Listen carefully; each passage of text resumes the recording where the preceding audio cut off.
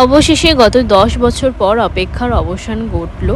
তো ফাইনালি আজকে চলে গেছিলাম ধূমকেতু মুভি দেখতে। তো মুভিটা জাস্ট ফাটাফাটি হয়েছে। তো আগেই ভেবেছিলাম ভিডিওটা শেয়ার করব, তারপরে ভাবলাম না, সবাই তো রিভিউ শেয়ার করছে, তাই আমি ভাবলাম মুভিটা দেখার পরেই আমি রিভিউটা দেব। তো সত্যি কথা বলতে মুভিটা প্রচণ্ড দারুণ হয়েছিল।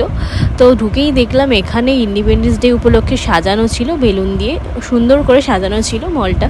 তারপরে দেখো এখানে চলে এলাম, সিটে বসে পড়েছি মুভিটা দেখার জন্য। এতটা সুন্দর, প্রতিটা মুভির ক্যাপচারগুলো এতটা সুন্দর মানে বলে বোঝানো যাবে না। মানে বাস্তবের সাথে অনেকটাই মিল করে করেছে মুভিটা, খুবই সুন্দর করেছে মুভিটা।